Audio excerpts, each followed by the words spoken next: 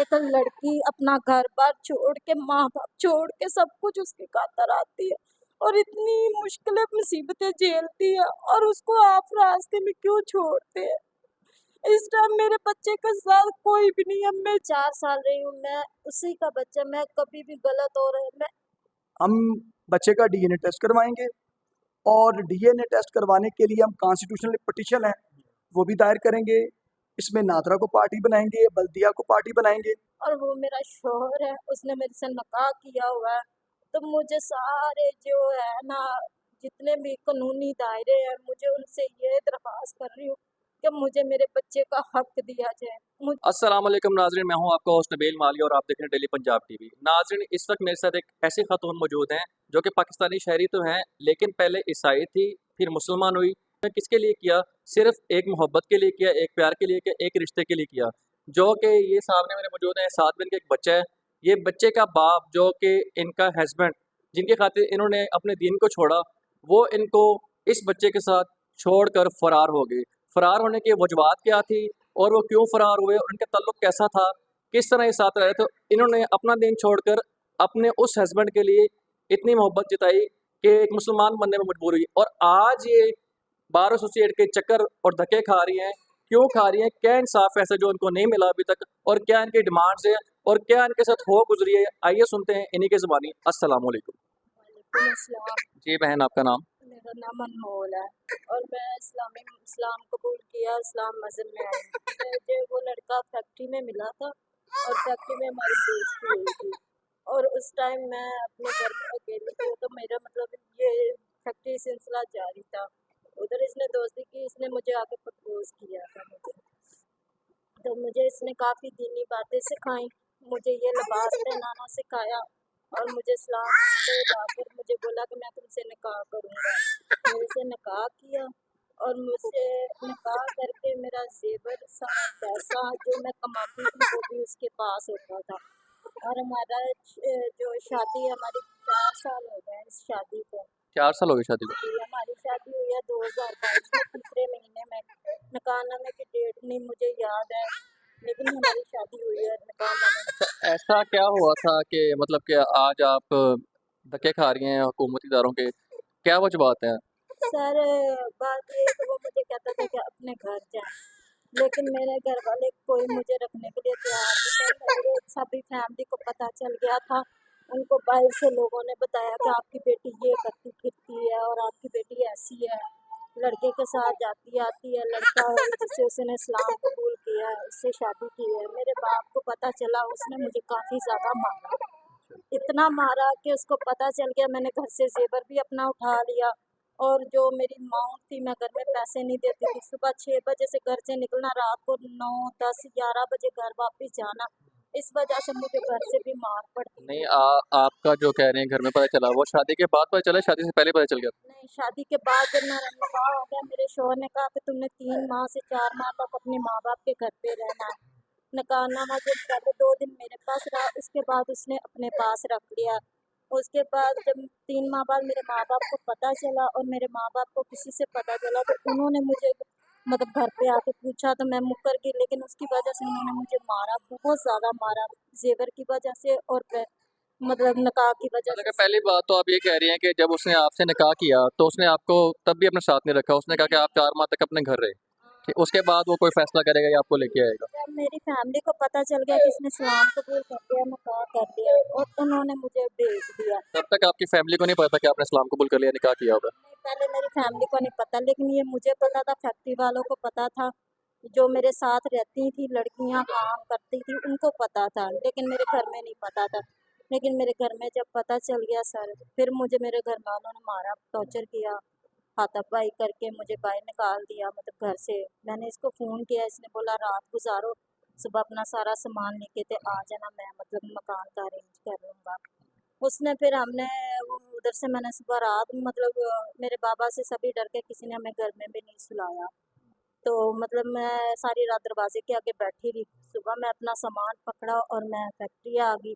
Factory से लेके मुझे मतलब उधर चला गया, चौक पे आ गई। मतलब फिर आ गया था, आपको ले गया? हाँ, फिर मुझे वो ले गया, फिर इसने कमरे का अरेंज छांगा मांगा किया था।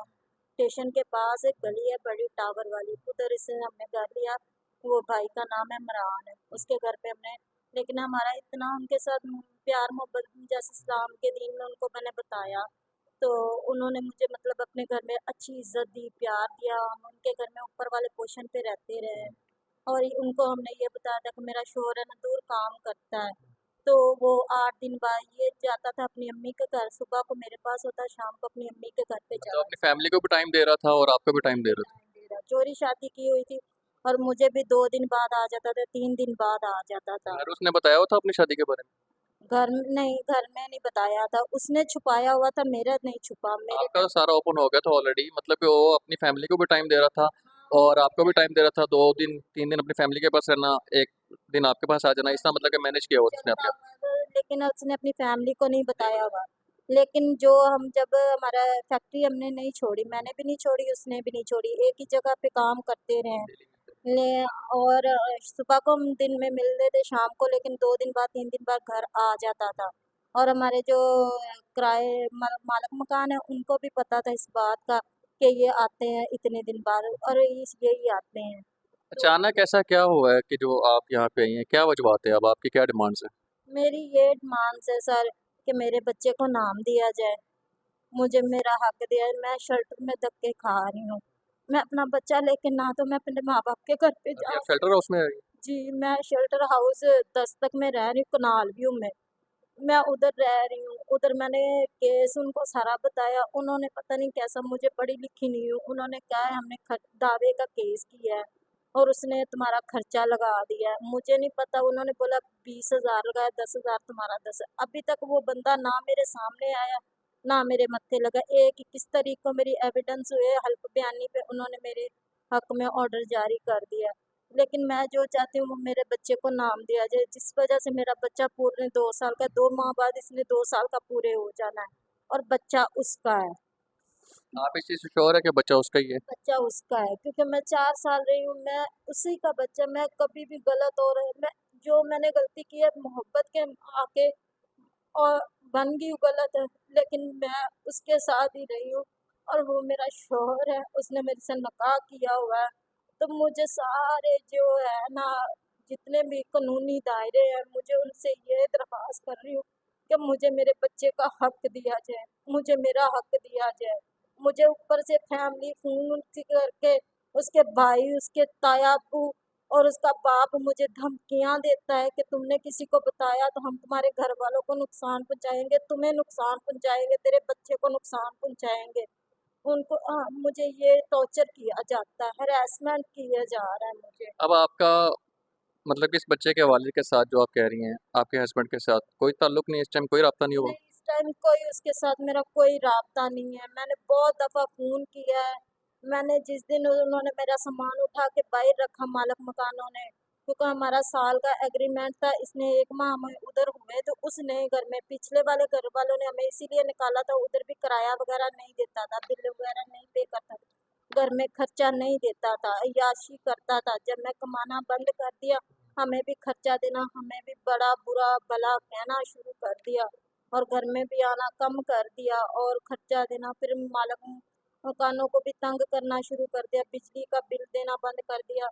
जो ग्रोसरी का स्टोर पे लेते थे राशन वगैरह, उनकी जगह पे भी बिल 10,000 बन गया, तो उन्होंने भी सौदा वगैरह बंद, उनको भी नहीं वो पैसे दिए। वो मतलब कि आपको हर तरफ से कर्जाई करके और आपका इस्तेमाल करके वो फरार है। कितने अरसे से फरार है, आप मुझे ये बता दें। ये 4 माह हो आप चुके हैं। 4 माह से रह रहे हैं शेल्टर हाउस में? जी, मैं ये चौथा माह, अब उन्होंने भी मुझे कह दिया है कि अपना कोई इंतज़ाम कर लो। अच्छा।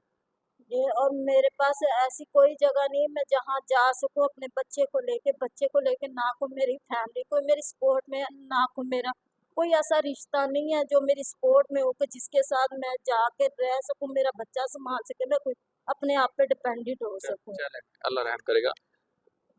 जी नाज़रीन, आपने सारी कहानी सुनी है और तकरीबन 4 माह से जो इनके हस्बैंड हैं वो इनको छोड़कर फ़रार हैं।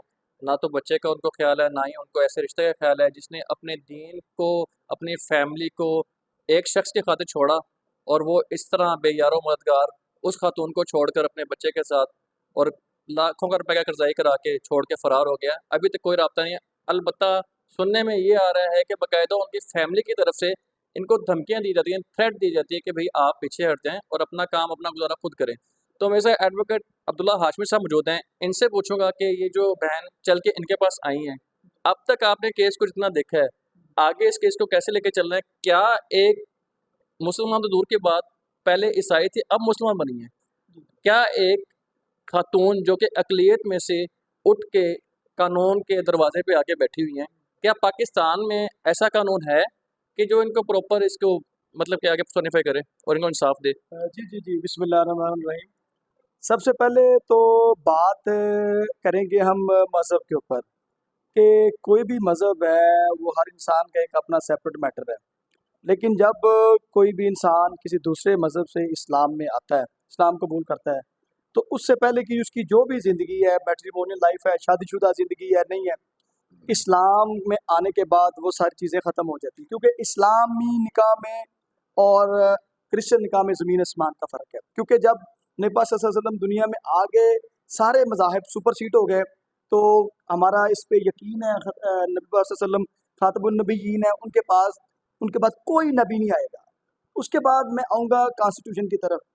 कॉन्स्टिट्यूशन ऑफ पाकिस्तान जो है वो गारंटी देता है हर शहरी को, हर इंसान को श्योरिटी देता है। उसका जो आर्टिकल 25 है कि उसकी ज़िंदगी की प्रोटेक्शन, उसके राइट की प्रोटेक्शन कॉन्स्टिट्यूशन देगा। स्पेशली जो इसमें आर्टिकल 27 है of the constitution of Islamic Republic Pakistan 1973, वो इस चीज़ को गारंटी करता है कि हर इंसान, वो ज़ात, वो रंग, वो मज़हब और वो हर किस्म से सेक्स से, मेल, फीमेल, ट्रांसजेंडर कोई भी है, उसको इक्वली प्रोटेक्शन देता है। उसके बाद जो इनका केस है, वो मैंने इनका केस पढ़ा है, इनकी जो मैंने फाइल देखी है अभी सारी, तो ये अभी शेल्टर होम में रह रही हैं। इनका ये एक दावा है जो सूट फॉर मेंटेनेंस है, ये अभी डिग्री करवाया है उन्होंने। अच्छा, ये बहना कह रही थी कि मेरा जो है केस जो है वो मतलब कि डिग्री पे चला गया है और उसका मतलब कि रिजल्ट भी इनके हक में आया है, लेकिन अभी तक ऐसे कुछ इनको मतलब कि वो नज़र नहीं आ रहा कि मेरे साथ कुछ मतलब कि अच्छा हो भी रहा है या नहीं हो रहा। जी जी, मैं वही आपको बताता हूँ। मतलब ये डिग्री एक्सपार्टी डिग्री है। जिस बंदे के अगेंस्ट ये डिग्री एग्जीक्यूट होनी है, उस बंदे के कोई वेयर अबाउट इनके पास नहीं है। कोर्ट अगर बेलफ जारी करती है, कोई पुलिस को डायरेक्शन करती है, तो वो किस बंदे को जाके कैप्चर करेंगे? Number one. नंबर टू, इसमें ये है, ये क्वेश्चन अभी डिसाइड होना बाकी है कि इनके पास ना ही तो कोई निकाहनामा है, ना ही कोई शादी के गवाह मौजूद है, ना ही शादी की कोई वीडियो है, तस्वीर है। इन्होंने कोर्ट में एक एफिडेविट जमा करवाया है। उस एफिडेविट पे रिलाई करते हुए कोर्ट ने affidavit due to non availability of निकाहनामा एंड रिगार्डिंग रेंट डीड, इन्होंने कुछ किराएनामे लगाए हैं और एफिडेविट दिया है कि मैं उसकी बीवी हूँ। अब हमारे पास 3 तरीके हैं जिस तरीके से हम उस शख्स को जो है ना वो फाइंड आउट कर सकते हैं। सबसे पहले हमारे पास हेबियस कॉर्पस है, सेक्शन 491 सीआरपीसी के तहत हम हेबियस दायर करके उसको बरामद करवा सकते हैं कोर्ट के सामने। तो वो कोर्ट के सामने आके स्टेटमेंट दे देगा कि मुझे किसी ने हफ्ते पे जामे नहीं रखा। 2 चीज़ें हैं, क्या वो इंटेंशनली डिसअपियर है, जानबूझ के है या नहीं जानबूझ के है, ये दोनों चीज़ें, इनका दोनों चीज़ों का सबसे पहले फैसला होना ज़रूरी है। उसके बाद सबसे बड़ी बात है डीएनए टेस्ट। हम बच्चे का डीएनए टेस्ट करवाएंगे और डीएनए टेस्ट करवाने के लिए हम कॉन्स्टिट्यूशनल पिटीशन है वो भी दायर करेंगे। इसमें नादरा को पार्टी बनाएंगे, बल्दिया को पार्टी बनाएंगे, ताकि देखिए, जो मैंने आपको पहले गुजारिश की है, जो पाकिस्तान की बुनियाद है वो कॉन्स्टिट्यूशन के ऊपर है। कोई भी ऐसा कानून कॉन्स्टिट्यूशन को सुपरसीड नहीं कर सकता। अच्छा अब्दुल्ला भाई, मैं आपकी बात को इंटरप्ट करता हूँ, थोड़ा सा एक सवाल मेरे जहन में आ गया अभी कि अब ये जो बहना बैठी हुई हैं, ये खातून पहले तो अपना दीन छोड़ा उन्होंने, ठीक है, फिर एक शख्स की मोहब्बत के लिए उन्होंने इतने बड़े कदम उठाए। हमारे यहाँ देखा जाता है कि अमूमन स्ट्रॉन्ग पार्टीज जो होती हैं वो केस भी लड़ती हैं और आगे तक भी चलता है और उनको मतलब कि सब लुक आफ्टरिंग भी होती रहती है उनकी, डे बाई डे उनको मतलब कि उनका फ़ायदा भी होता है कि वो नुकसान भी होता है, मतलब एक सीन चल रहा होता है सही। इनके लिए इस वक्त कुछ सहारा नहीं है, बिल्कुल फैमिली तो अपनी छोड़ चुकी हैं वो, बाकायदा तौर पे इनको धमकियाँ भी आती हैं। तो आगे का मतलब कि इनका ऐसी ज़िंदगी में जो ये मोड़ आया खड़ा है इस टाइम, कोई इनका सहारा नहीं है, कि ऐसे में कानून इनका सहारा बन सकता है? जी बिल्कुल, हम सहारा बनेंगे, क्यों नहीं बनेंगे। फिल वक्त जो ये शेल्टर हाउस में रह रही हैं, मैं डिस्ट्रिक्ट एंड सेशन जज लाहौर के पास एक पटिशन मूव करूंगा कि इनको फिल वक्त जो है ना दारुल अमान में इनको, क्योंकि वो सरकारी इदारा है दारुल अमान, इनको दारुल अमान में रखा जाए। और उसके बाद आपने बात की स्ट्रॉन्ग, ये बात बहुत अब पुरानी बातें हो चुकी हैं, लेकिन कानून चुस्त बंदे की मदद करता है, कानून अपना रास्ता निकालता है। हम अपना रास्ता निकालेंगे, कॉन्स्टिट्यूशनल पिटिशन दायर करेंगे, इनकी तरफ से एक हैरेसमेंट वो भी फाइल करेंगे जो उस बंदे के फैमिली वाले हैं, उसका बाप इनको थ्रेट कर रहा है, ह्यूमिलेट कर रहा है, हरास कर रहा है। तो कानून के तकाजे पूरे करने के लिए हम वो रिट करेंगे, इनको बाकायदा प्रोटेक्शन लेके देंगे। मेन अब जो मैं एज ए कानूनदान जो समझता हूँ, हमारे लिए सबसे पहले ज़रूरी है कि उस बंदे को सरफस पे लाना। जैसे बहनों ने बताया कि वो तो बंदा तो फरार है, लेकिन अगर उनको आपने कहा वेयर टू, उनके पास कुछ भी नहीं है, तायाब वो है, उनके उनके वालिद साहब हैं, वो धमकी दे रहा है, वो वालिद साहब है, उनके वालिद साहब बताए, वो एक चेन है, अगर वो धमकी दे सकते हैं तो वो आके फिर केस भी मतलब कि फेस कर सकते हैं। जी वही मैं आपसे वही गुजारिश कर रहा हूँ कि हम इसमें एबियस कार्पस भी करेंगे। मे भी हो सकता है उस बंदे को उन्होंने डिटेंशन में रखा हो। देखें, ये दो चीज़ें इसमें, एक तो इन्होंने अपना मज़हब चेंज किया, मज़हब इस्लाम में दाखिल हुआ। दूसरी बात ये जो हमारे यहाँ लव मैरिज का जो रिवाज है ना, वो वेस्टर्न से बहुत अलग है कि जब निकाह हुआ है तो एक परत लड़की के पास होती है, एक लड़के के पास होती है और एक निकाह खां के पास होती है। लेकिन हमारे जो इधर मशरकी औरतें हैं, वो अपने हस्बैंड के साथ, खामन के साथ इतनी मतलब वो मिली जुली होती हैं, उनको इन चीज़ों के ऊपर कोई ऑब्जेक्शन नहीं होता। इनके पास निकाह की फ़र्द नहीं है, इनके पास जो भी चीज़ें नहीं हैं, लेकिन उसका मतलब ये नहीं है कि इनका केस कमज़ोर है। इनका केस बहुत स्ट्रॉन्ग है। इंशाल्लाह हम ये जो कल एक पटिशन दायर कर रहे हैं हैरेसमेंट की, उसमें ये प्रेयर करेंगे सेशन जज साहब से, सेशन जज लाहौर से, कि इनको दारुल अमान में प्रोटेक्शन दी जाए, जब तक इनके केस का फैसला नहीं होता वहाँ पर रहें। और इनका जो खर्चे का दावा सूट फॉर मेंटेनेंस अलाउंस, उसमें इजरा फाइल हो गई है, उसमें उसके जो है ना इनके हस्बैंड हैं, उसके वारंट जारी करवाते हैं और बजरिया पुलिस उनको अरेस्ट करवा के इनको मेंटेनेंस दिलवाते हैं, क्योंकि क्वेश्चन ये इनकी शादी अभी तक इंटैक्ट है। हाँ जी, मेरा भी यही उनसे जितना मैंने देखा है इसको, मेरा भी नहीं ख्याल कि अब मतलब कि उनके साथ रहना चाहती हैं। जी जी बिल्कुल। ये सिर्फ ये चाह रही हैं कि जो मेरा लावारिस बच्चा है, जो एक वारिस का होते हुए भी जी जी और बेवारिस फिर रहा, मतलब उसका कोई वारिस नहीं बना, उसको नाम नहीं दिया जा रहा। पहली बात उनको नाम दिया जाए, फिर ऐसे दरिंदे को सजा दी जाए। मुझे बताइए कि ऐसे दरिंदे पे किस किस किस्म के दफा लग सकते हैं, कितने केस लग सकते हैं? देखिए जी, first of all DNA report आना बहुत ज़रूरी है। विदाउट एविडेंस हम कोई बात भी नहीं कर सकते। बच्चा पैदा हुआ है, ठीक है, without prior consent of both the parties बच्चा पैदा हुआ है। अब जब तक डीएनए नहीं आता, बच्चे का डीएनए साबित नहीं होता, तब तक हम किसी के ऊपर कोई जुर्म नहीं लगा सकते। जब तक वो बंदा सामने आएगा, वो आके अपनी स्टेटमेंट देगा। तो इसलिए मैंने ये फैसला किया है कि मैं एबीएस कॉर्पस सेक्शन 491 सीआरपीसी वो मैं कल फाइल करता हूँ, ताकि बजरिया एसएचओ उस बंदे को कोर्ट में तलब किया जाए, वो आके कोर्ट में अपनी स्टेटमेंट दे कि उनका इनके साथ क्या रिलेशन है। जब ये चीज़ क्लियर हो जाएगी, अगर वो डिनाई करता है तो हम उसी कोर्ट में डीएनए की एप्लीकेशन दे देंगे। इन्होंने बताया कि उनका राब्ता भी नहीं हो रहा कोई उससे, तो मतलब कि अगर वो कल को आ जाता है, इतने बड़े मामले चल रहे हैं, शायद उसको इस चीज़ का इल्म भी ना हो। जी अगर वो कल को आता है, आते ही कहता है कि इस तरह वो मजबूरी से सीधा मतलब कि गो थ्रू हो जाए वैसे ही पहले की जी तरह, जी मैं तो वही उसके लिए आपसे कोई जी जी मैं रास्ता वही है? आपसे गुजारिश कर रहा हूँ कि ये सारी प्रोसीडिंग चल रही एक्स पार्टी। कई दफ़ा ये होता है कि जो लव मैरिजेज होती है ना, अब इसमें मर्द की साइकी औरत की साइकी दोनों डिफरेंट होती है। अब वो जो अपरेंटली जो according to the contents of the end statements जो इन्होंने बताया है कि वो बंदा हाइड एंड सीक खेल रहा है, वो अपनी फैमिली के साथ भी इन्वॉल्व है, इनके साथ भी इन्वॉल्व दो है, तरफा चल रहा है। ठीक है। अब इनके पास जो जो बर्थ सर्टिफिकेट है बच्चे का और ये हॉस्पिटल की रिसीट्स है, इस पे सरकारी किसी पर्ची पे उसका नाम मौजूद नहीं अच्छा, है। सवाल ये भी पैदा होता है यहाँ पे कि भाई ऐसे कौन से हॉस्पिटल्स हैं, ये सरकारी हॉस्पिटल है? जी जी ये सरकारी हॉस्पिटल है, ऐसे सरकारी हॉस्पिटल के भी आपको बता चलो कि सरकारी हॉस्पिटल में भी अभी इस तरह के काम होने लगे कि मतलब कि एक प्री प्लान जैसे काम होता है वैसे चलता आ रहा था। ये पहले अपनी फैमिली को टाइम देना, फिर एक दिन इनके पास आना, 2 दिन अपने घर से बाहर रहना, अपनी फैमिली को टाइम देना।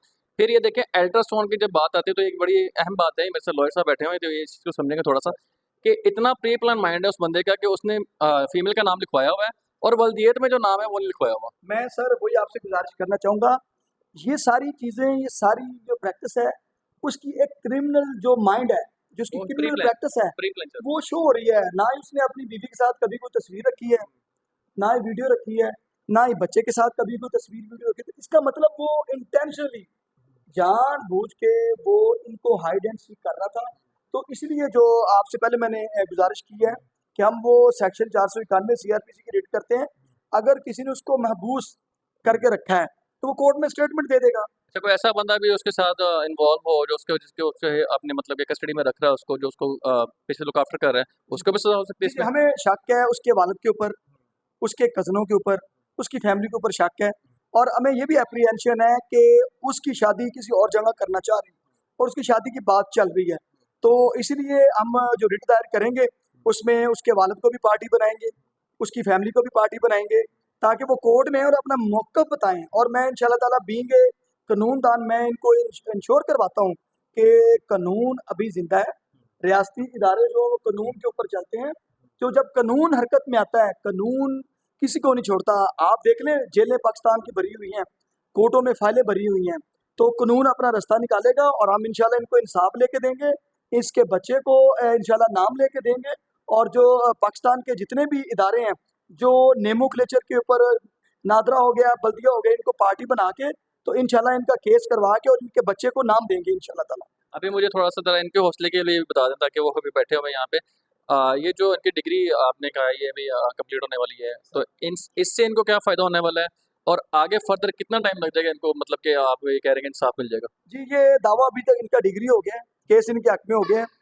हमने उसमें इजरा दायर हो चुकी हुई है। इजरा में इंशाल्लाह 1 हफ्ते के अंदर वारंट ऑफ अरेस्ट वो जो इनके हस्बैंड है उसका निकलवाएंगे। उसको गिरफ्तार करवा के इनको और इसके बच्चे को जो उसका खर्चा है मेंटेनेंस अलाउंस वो इंशाल्लाह लेके देंगे। थैंक यू सो मच जी।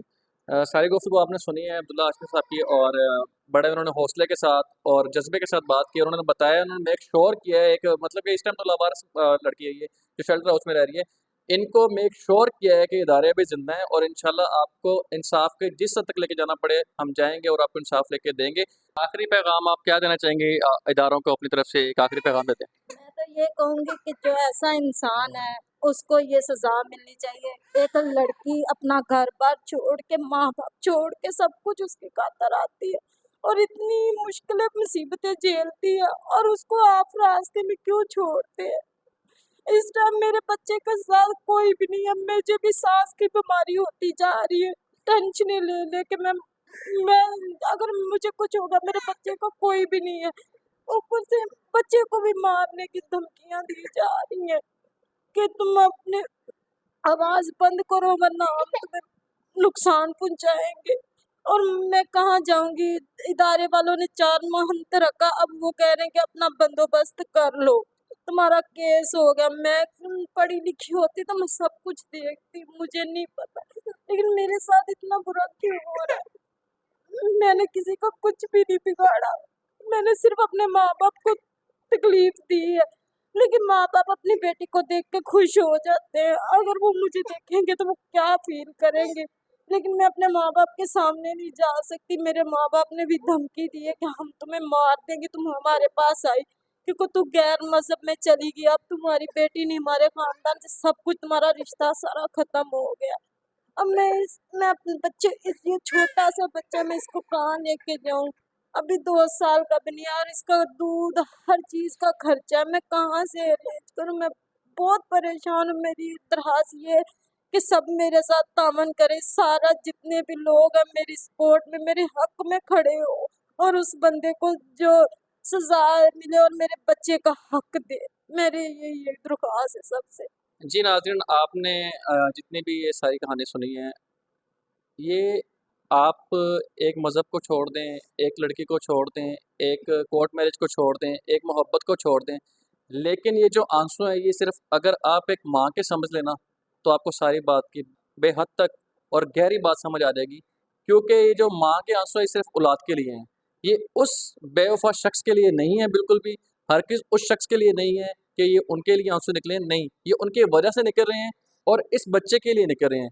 क्योंकि अब इस बहना ने अपने घर को भी छोड़ दिया है, अपने मज़हब को भी छोड़ दिया है, इवन दैट कि अब ये शेल्टर हाउस की एक खातून बन के रह गई हैं, जिनका नाम बच्चे का कोई सहारा है। ना इनका कोई अपना सहारा है, ना कोई आमदन है। तो ये सिर्फ़ और सिर्फ़ ये आंसू जो हैं, ये एक माँ के अपने बच्चे के लिए हैं कि मुझे इंसाफ़ दें और मेरा सहारा बनें। और मेरे उन लोगों को, उन नौजवानों को स्पेशली मेरा उनसे मैसेज है कि कम से कम कोई भी कदम उठाने से पहले एक दफ़ा ये सोच लिया करें कि अगले की ज़िंदगी में कैसे नुकसानात हो सकते हैं। तो मेरी रिक्वेस्ट है उन लोगों से कि किसी को भी इस तरह के रास्ते पे धकेलने से पहले पहले अपने बारे में और अपनी बहनों और अपने माँओं के बारे में सोचें। औरत एक मोम के दाने की तरह होती है, जब वो पिघल जाती है, छोटी-सी बात पे पिघल जाती है। तो लिहाज़ करें, गैरत करें और शर्म करें। अगर ये मेरी वीडियो आप देख रहे हैं, जिनके लिए बनी गई है, तो थोड़ा-सा अपने आप को सीधा करके सीधे रास्ते पे आएँ और तमाम ऐसे लोगों से गुज़ारिश है कि सीधे रास्ते पे रहें। देखते रहिए डेली पंजाब। मिलेंगे अगली वीडियो में। अल्लाह हाफ़िज़।